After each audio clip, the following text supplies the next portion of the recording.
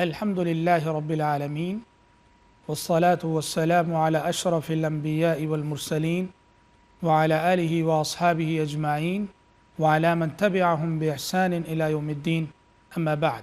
Programme مشعل راہ کی ایک اور کڑی لے کر آج میں آپ کی خدمت میں حاضر ہوں۔ آج کی گفتگو کے لیے میں نے نبی کریم صلی اللہ علیہ وسلم کی احادیث مبارکہ میں سے ایک عظیم حدیث کا انتخاب کیا ہے، جس کے راوی صحابی رسول انس بن مالک رضی اللہ تعالی عنہ ہیں۔ حضرت انس بن مالک رضی اللہ عنہ کہتے ہیں کہ نبی کریم صلی اللہ علیہ وسلم نے فرمایا انما الصبر عند الصدمة الاولى، متفق علیہ۔ بخاری اور مسلم کی یہ حدیث ہے جسے حضرت انس نے روایت کیا ہے۔ کہتے ہیں کہ نبی کریم صلی اللہ علیہ وسلم نے فرمایا انما الصبر عند الصدمة الاولى، مصیبت کے پہلے صدمے کے وقت صبر کرنا ہی اصل صبر ہے۔ اس حدیث میں پیارے نبی صلی اللہ علیہ وسلم ایک تو صبر کرنے کی تعلیم دے رہے کہ زندگی میں جب بھی ناگہانی واقعات اور حادثات کسی کے ساتھ پیش آ جائیں تو اسے صبر کرنا چاہیے، اور دوسری بات یہ ارشاد فرما رہے ہیں کہ مصیبت جب نئی ہوتی ہے، مصیبت جب تازہ ہوتی ہے، اس وقت صبر کرنا ہی اصل صبر ہوتا ہے۔ بعد میں تو صبر آ ہی جاتا ہے۔ وقت ایک مرہم ہے، جیسے جیسے وقت گزرتا ہے زخم مندمل ہوتے ہیں۔ وقت ایک مرہم ہے۔ کمال یہ ہے کہ جب مصیبت نئی ہے، حادثہ ابھی ہوا ہے، وفات ابھی ہوئی ہے، اس وقت صبر کرنا ہی اصل صبر ہے۔ اور اس وقت جو بندہ مصیبت کے تازہ رہتے ہوئے، حادثہ نیا رہتے ہوئے صبر کرنے میں کامیاب ہو جائے، وہ بندہ اللہ تبارک و تعالیٰ کے پاس عظیم اجر و ثواب سے نوازا جاتا ہے۔ یوں کہیے صبر کا اعلیٰ درجہ، صبر کا اعلیٰ معیار اور کوالٹی کا صبر جسے کہتے ہیں وہ ہے کہ جو مصیبت کے تازہ رہتے ہوئے، حادثہ نیا رہتے ہوئے جو صبر ہوتا ہے وہ اعلیٰ درجے کا صبر ہے۔ یہ حدیث انما الصبر عند الصدمة الاولى پیارے نبی نے اس وقت ارشاد فرمائی جب ایک مرتبہ آپ صلی اللہ علیہ وسلم کا گزر ایک خاتون پر سے ہوا۔ وہ خاتون اپنے وفات شدہ بچے کی قبر پر بیٹھ کر رو رہی تھی، ماں تھی، رو رہی تھی۔ پیارے نبی نے اس خاتون سے کہا اتق اللہ واصبری، کہا کہ اللہ سے ڈرو اور صبر کرو۔ اس خاتون کو خبر نہ تھی کہ یہ کہنے والے اللہ کے نبی ہیں، شعور نہ تھا، وہ تو غم سے نڈھال تھی۔ پیارے نبی نے کہا اتق اللہ واصبری، اللہ سے ڈرو اور صبر کرو۔ پیارے نبی نے جب یہ کہا تو اس خاتون نے جواب دیا کہ تمہیں میرے رنج و غم کی خبر نہیں، خاموشی سے گزر جائیے، تمہیں کیا معلوم کہ مجھ پہ کیا گزر رہی ہے۔ وہ خاتون نہیں جانتی تھی کہ وہ پیارے نبی ہیں۔ لوگوں نے اس خاتون کو بعد میں بتایا کہ جس شخصیت کو تم نے جواب دیا اور جو شخصیت تمہیں نصیحت کر رہی تھی وہ تو پیارے نبی صلی اللہ علیہ وسلم کی شخصیت تھی۔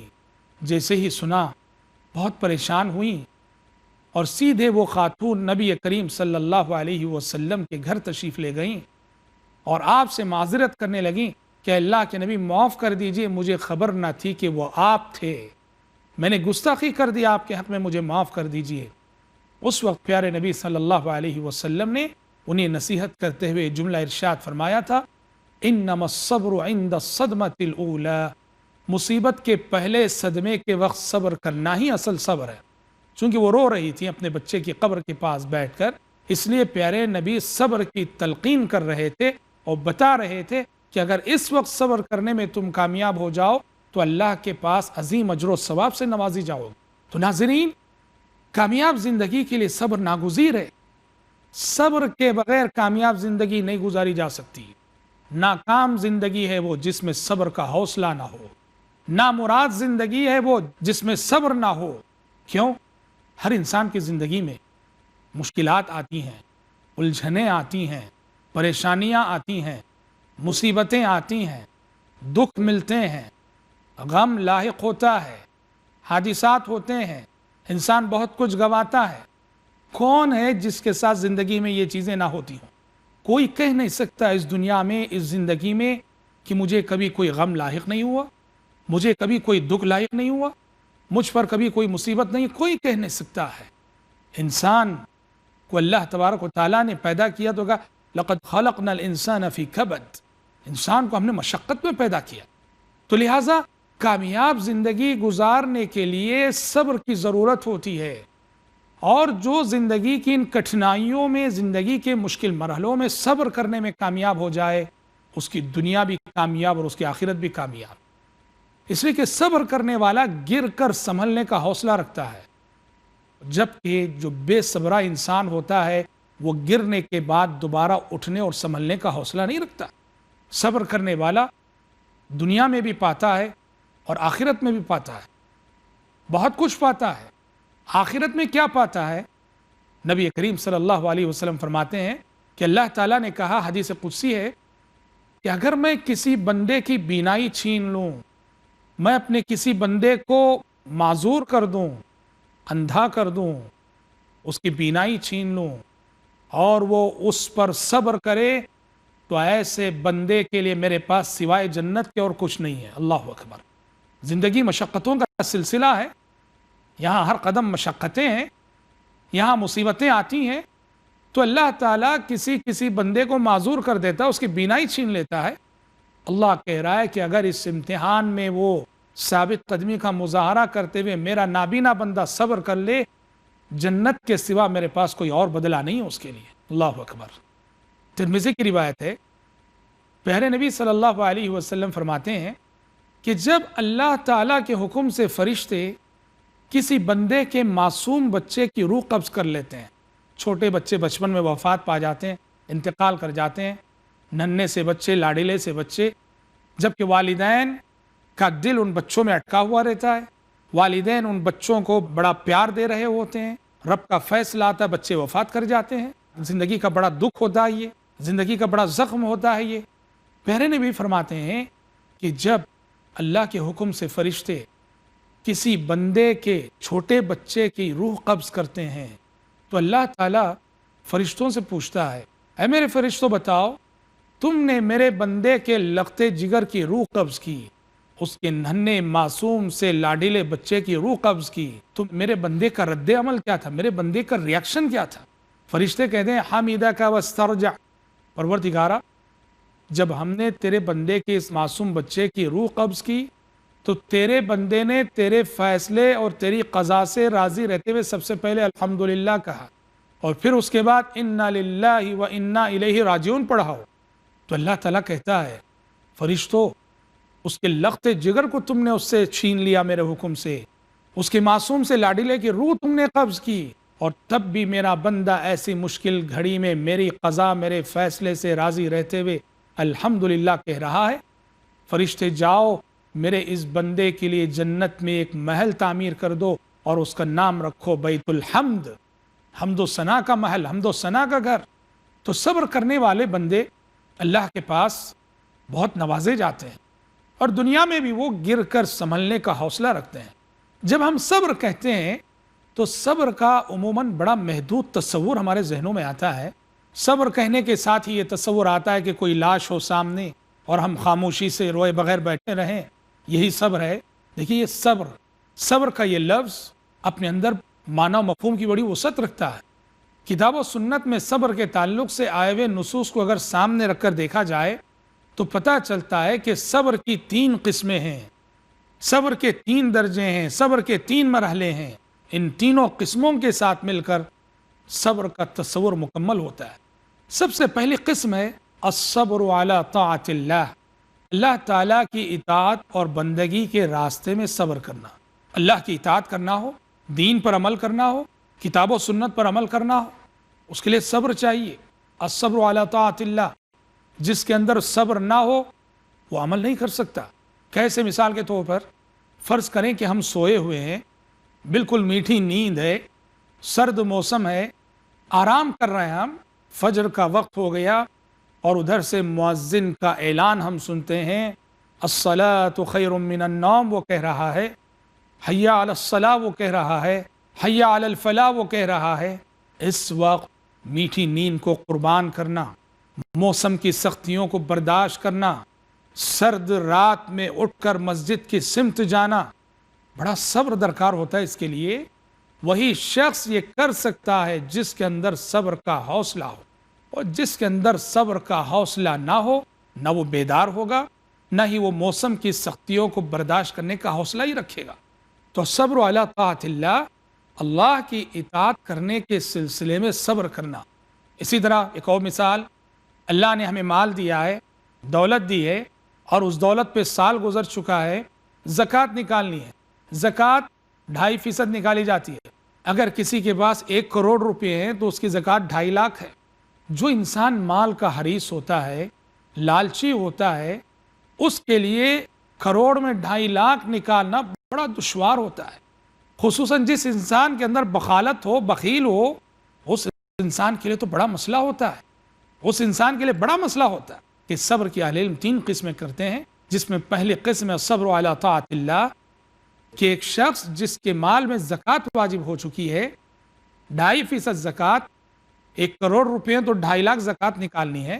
انسان فطرتاً اس کے دل میں مال کی محبت ہوتی ہے، بخیل واقع ہوتا ہے، تو ایسے وقت وہی شخص کما حقہ زکوٰۃ نکالے گا جس کے اندر صبر ہو۔ دل میں مال کی محبت ہے، تھوڑی سی بخیلی بھی ہے سمجھو، لیکن جس کے پاس صبر کا حوصلہ ہوتا ہے وہ اپنے نفس کو کچل کر، مال کی محبت کے جذبات کو دبا کر وہ زکوٰۃ نکالنے میں کامیاب ہو جائے گا۔ صبر چاہیے ایسے انسان کے لیے، جو انسان بخیل ہو، جو انسان جس کے دل میں مال کی محبت ہو، صبر چاہیے زکوٰۃ نکالنے کے لیے، ورنہ وہ زکوٰۃ نہیں نکالے گا۔ یہ صبر کی پہلی قسم ہے۔ ایک چھوٹا سا بریک ہم لیتے ہیں، جڑے رہیں آپ ہمارے ساتھ، بہت جلد لوٹیں گے ہم۔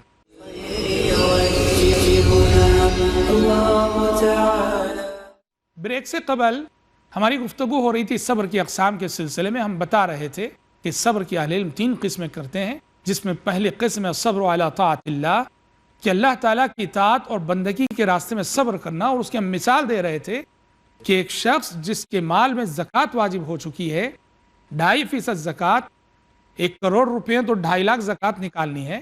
انسان فطرتاً اس کے دل میں مال کی محبت ہوتی ہے، بخیل واقع ہوتا ہے، تو ایسے وقت وہی شخص کما حقہ زکوٰۃ نکالے گا جس کے اندر صبر ہو۔ دل میں مال کی محبت ہے، تھوڑی سی بخیلی بھی ہے سمجھو، لیکن جس کے پاس صبر کا حوصلہ ہوتا ہے وہ اپنے نفس کو کچل کر، مال کی محبت کے جذبات کو دبا کر وہ زکوٰۃ نکالنے میں کامیاب ہو جائے گا۔ صبر چاہیے ایسے انسان کے لیے، جو انسان بخیل ہو، جو انسان جس کے دل میں مال کی محبت ہو، صبر چاہیے زکوٰۃ نکالنے کے لیے، ورنہ وہ زکوٰۃ نہیں نکالے گا۔ یہ صبر کی پہلی قسم ہے۔ صبر کی دوسری قسم ہے الصبر عن معصیت اللہ، اللہ تبارک و تعالیٰ کی نافرمانی سے بچنے کے سلسلے میں صبر کرنا۔ ہاں، گناہوں سے بچنے کے لیے بھی صبر کی ضرورت ہوتی ہے، گناہوں سے بچنے کے لیے بھی صبر درکار ہوتا ہے۔ کیوں؟ اس لیے کہ گناہ اپنے اندر بڑی کشش رکھتا ہے، گناہ میں بظاہر لذت محسوس ہوتی ہے، گناہ کے کاموں کو شیطان ہمارے سامنے مزین کر کے پیش کرتا ہے، بارونق کر کے پیش کرتا ہے۔ گناہ سے وہی شخص بچ سکتا ہے جس کے اندر صبر کا حوصلہ ہو۔ جس کے اندر صبر نہ ہو وہ شیطان کے فریب میں آ جاتا ہے، گناہ کی سمت قدم بڑھا دیتا ہے۔ سوچو وہ حدیث، کیسا صبر اس اللہ کے بندے نے کیا، بنو اسرائیل کا وہ شخص جس نے نعوذ باللہ اپنی چچا زاد بہن کے ساتھ برائی کا ارادہ کیا اور اس کے پاس چلا بھی گیا تھا۔ وہ بیچاری اللہ والی تھی، اللہ سے ڈرنے والی تھی، مجبوری میں وہ تیار ہو رہی تھی۔ اس نے ایک اور مرتبہ اسے اللہ کا ڈر دلایا، اللہ کا خوف دلایا، کہا کہ اللہ کے بندے ڈر اور میری آبرو کا سودا نہ کر۔ وہ شخص جسے اپنی چچا زاد بہن پر پورا کنٹرول حاصل ہو چکا تھا، وہاں سے اٹھ گیا۔ بہت بڑا صبر ہے یہ، صبر کی بہت ہی اعلیٰ مثال ہے یہ۔ برائی پر پوری طرح سے کنٹرول حاصل ہونے کے بعد، برائی پر پوری طرح سے قابو حاصل ہونے کے بعد انسان جو ہے برائی سے اپنے قدم پیچھے ہٹائے، یہ صبر کا بہت ہی اعلیٰ معیار ہے، صبر کا بہت ہی اعلیٰ درجہ ہے، صبر کا بہت ہی اعلیٰ رتبہ ہے۔ تو یہ صبر عن معصیت اللہ، برائی سے رکنے کے سلسلے میں صبر چاہیے۔ اور صبر کی تیسری قسم ہے، اس کو اہل علم کہتے ہیں الصبر علی اقدار اللہ المؤلمہ، تقدیر کے جو المناک فیصلے ہمارے حق میں ہو چکے ہیں اس پر صبر کرنا۔ کسی کے مقدر میں بیماریاں لکھ دی گئی ہیں، صبر کرے وہ اس پر۔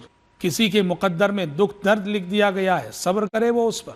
کسی کے مقدر میں فقر و فاقہ اور غربت لکھ دی گئی ہے، صبر کرے وہ اس پر۔ کسی کے مقدر میں ٹینشن لکھ دیے گئے ہیں، صبر کرے وہ اس پر۔ تقدیر کے المناک فیصلے جو ہمارے حق میں ہو چکے ہیں اس پر صبر کرنا۔ تو جب ہم صبر کہتے ہیں تو ان 3 قسموں سے صبر کا مکمل تصور بنتا ہے، اور اسی معنی میں قرآن مجید ایک مومن کی ساری زندگی کو صبر سے تعبیر کرتا ہے۔ چنانچہ قرآن کہتا ہے کل حشر کی عدالت میں، حشر کے میدان میں اللہ کے فرشتے جنت کے دروازوں پر کھڑے ہو کر جب جنتیوں کا اور اہل ایمان کا استقبال کریں گے تو کیا کہہ کر کریں گے؟ قرآن مجید کہتا ہے فرشتے کہیں گے سلام علیکم بما صبرتم فنعم عقبی الدار، تمہارے صبر کے بدلے تم پر سلامتی ہو، یہ جنت تمہیں صبر کی وجہ سے ملی ہے، یہ حسن انجام تمہیں صبر کی وجہ سے ملا ہے۔ مومن کی پوری زندگی کو یہاں صبر سے تعبیر کیا جا رہا ہے، کیونکہ یہاں صبر کی وہ تینوں قسمیں مراد ہیں، الصبر علی طاعت اللہ، صبر عن معصیت اللہ، الصبر علی اقدار اللہ المؤلمہ، کہ یہ وہ بندے ہیں جنہوں نے اللہ کی اطاعت کے راستے میں بھی صبر کیا، گناہوں سے رکنے کے سلسلے میں بھی صبر کیا، اپنے آپ کو باندھے رکھا، اور تقدیر کے المناک فیصلوں پر بھی صبر کیا۔ اسی لیے فرشتے کہیں گے سلام علیکم بما صبرتم فنعم عقبی الدار۔ مومن کا صبر، جس کے دل میں ایمان ہو، اس کے صبر کا عجبی انداز ہوتا ہے۔ جہاں یہ کافر اور مشرک سے صبر نہیں ہو پاتا وہاں مومن سراپا شکر گزار بنتا ہے۔ جہاں دوسروں سے صبر نہیں ہو رہا ہے وہاں مومن نہ صرف یہ کہ صبر کرتا ہے بلکہ اس کا صبر بھی شکر گزاری کے درجے کا ہوتا ہے۔ وہ کیسے؟ علامہ ابن کثیر رحمۃ اللہ علیہ نے سورہ بقرہ کی وہ مشہور آیت وبشر الصابرین الذین اذا اصابتهم مصیبہ قالوا انا للہ وانا الیہ راجعون، اس آیت کی تفسیر میں سلف صالحین رحمۃ اللہ علیہ مجمعین میں سے کسی کا قول نقل کیا ہے کہ وہ کہا کرتے تھے کہ جب بھی مجھ پر کوئی مصیبت آتی ہے تو میں 4 باتوں پر اللہ تعالیٰ کا شکر ادا کرتا ہوں۔ پہلی بات تو یہ کہ وہ مصیبت چھوٹی شکل میں آئی، اس سے بڑی شکل میں بھی آ سکتی تھی۔ سبحان اللہ، سوچنے کا انداز دیکھیے، کہا مصیبت چھوٹی شکل میں آئی، اس سے بڑی شکل میں بھی آ سکتی تھی، شکر ہے پروردگارہ کہ مصیبت تو نے لائی مجھ پر بھی تو چھوٹی مصیبت لائی۔ اللہ حادثہ ہو گیا، فرض کرو کہ ایک پیر ٹوٹ گیا، شکر ہے پروردگارہ 2 پیر نہیں ٹوٹے، ایک ہی ٹوٹا، 2 پیر ٹوٹتے تو کیا ہوتا۔ یہ سوچ کہ مصیبت جس شکل میں آئی ہے اس سے بڑی شکل میں بھی تو آ سکتی تھی، شکر ہے کہ چھوٹی شکل میں آئی۔ پھر وہ کہتے ہیں دوسری بنیاد جس پر میں اللہ تعالیٰ کا شکر ادا کرتا ہوں مصیبت کے آنے کے بعد وہ یہ ہے کہ میں دیکھتا ہوں کہ مصیبت کا تعلق میری دنیا سے ہے، میرے دین سے نہیں۔ اللہ اکبر، مصیبت کا تعلق میری دنیا سے، میرے دین سے نہیں۔ میرا دین تو محفوظ ہے، میں نے نماز تو نہیں چھوڑی، میں نے اللہ کے ساتھ شرک تو نہیں کیا، میں نے جھوٹ تو نہیں بولا، یہ کرتا تو یہ مصیبت تھی جس کا تعلق دین سے ہوتا۔ لیکن اللہ کا شکر ہے مصیبت کا تعلق میری دنیا سے، بس صحت گئی ہے، تجارت میں نقصان ہوا ہے، کاروبار ختم ہوا ہے، مصیبت کا تعلق میری دنیا سے ہے، میرے دین سے نہیں، میرا دین محفوظ ہے، شکر ہے پروردگارہ تیرا۔ اور کہا تیسری وجہ جس پر میں اللہ کا شکر ادا کرتا ہوں مصیبت کے آنے کے بعد کہ وہ مصیبت میں مجھے انا للہ و انا الیہ راجعون پڑھنے کی توفیق دیتا ہے، اس لیے میں اس کا شکر ادا کرتا ہوں۔ اور چوتھی وجہ یہ ہے کہ وہ انا للہ پڑھنے کے ساتھ ساتھ مصیبت میں مجھے صبر کرنے کا حوصلہ دیتا ہے، اس حوصلے کے ملنے پر میں اللہ کا شکر ادا کرتا ہوں۔ غور کیجئے مومن کے صبر کا کیا معیار ہے، سبحان اللہ۔ جہاں ایک کافر سے صبر نہیں ہو رہا ہے وہاں مومن جو ہے شکر ادا کر رہا ہے۔ اللہ اکبر، یہ واللہ ایمان کا کرشمہ ہے، عقیدے کا کرشمہ ہے۔ اس دنیا میں ایمان سے بڑی کوئی اور طاقت نہیں، اور ایمان سے بڑھ کر حوصلہ دینے والی کوئی اور چیز نہیں۔ مشہور ہے محدث العصر علامہ ناصر الدین البانی رحمۃ اللہ علیہ کے حوالے سے کہا جاتا ہے کہ علامہ ناصر الدین البانی رحمۃ اللہ علیہ جس وقت وہ جامعہ اسلامیہ مدینہ منورہ میں پڑھا رہے تھے، ایک پروگرام تھا جامعہ میں، تو اس پروگرام میں شرکت کے لیے علامہ ناصر الدین البانی رحمۃ اللہ علیہ اپنے 2 بچوں کو کار میں لیے ہوئے آئے۔ ادھر شیخ کا درس چل رہا تھا، شیخ کا محاضرہ چل رہا تھا، ادھر شیخ کا ایک لڑکا کار لے کر کہیں چلا گیا۔ تھوڑی دیر بعد شیخ کو اطلاع ملی کہ کار حادثے کا شکار ہو گئی ہے اور آپ کا لڑکا زخمی حالت میں ہسپتال میں داخل کیا گیا ہے۔ شیخ البانی رحمۃ اللہ علیہ نے جیسے ہی یہ خبر سنی فوراً پہلے کہا الحمدللہ، الحمدللہ کہا۔ لوگوں کو بڑی حیرت ہوئی کہا کہ یہ تو انا للہ پڑھنے کا موقع ہے اور اس وقت آپ الحمدللہ کہہ رہے ہیں۔ شیخ سے پوچھا گیا کہ کیوں الحمدللہ اس وقت؟ شیخ نے کہا کہ دیکھو حادثہ کتنا خطرناک ہوا ہے، ایکسیڈنٹ کتنا خطرناک ہوا ہے، جان چلی جانی چاہیے تھی، رب کا شکر ہے کہ بچہ صرف زخمی ہوا ہے، جان تو محفوظ ہے، اس لیے میں نے اللہ کا شکر ادا کیا۔ پوچھنے والوں نے پوچھا، کہتے ہیں کہ شیخ بتائیے کہ اگر اس حادثے میں آپ کے لڑکے کی جان چلی جاتی تو تب آپ انا للہ پڑھتے؟ علامہ البانی رحمۃ اللہ علیہ نے کہا کہ نہیں، تب بھی میں الحمدللہ کہتا۔ پوچھا گیا وہ کس لیے؟ کہا اس لیے کہ میں اپنے 2 بچوں کے ساتھ یہاں آیا ہوا ہوں، جان گئی تو صرف ایک بچے کی گئی، دوسرا بچہ تو میرے پاس محفوظ ہے، اس پر میں اللہ کا شکر ادا کرتا۔ سبحان اللہ، اللہ کے جو نیک بندے ہوتے ہیں، دیکھو ان کے صبر کا معیار کیا ہے، ان کے صبر کا انداز کیا ہے۔ تو واقعتاً صبر مثالی زندگی گزارنے کے لیے، آخرت میں کامیابی کے لیے، اللہ کے نزدیک منظور و مقبول ہونے کے لیے، زندگی میں پیش آنے والے واقعات اور حادثات اور چیلنجز کا سامنا کرنے کے لیے، گر کر سنبھلنے کے لیے، ٹھوکر کھانے کے بعد دوبارہ تیز رفتار اور تیز گام ہونے کے لیے صبر کی بڑی ضرورت ہوتی ہے۔ صبر والی زندگی کامیاب زندگی ہے، اور جس زندگی میں صبر نہ ہو وہ ناکام زندگی ہے۔ رب العالمین کہنے والے کو، سننے والوں کو صبر کا حوصلہ عطا فرمائے، آمین۔ وآخر دعوانا الحمد للہ رب العالمین۔ هذا القرآن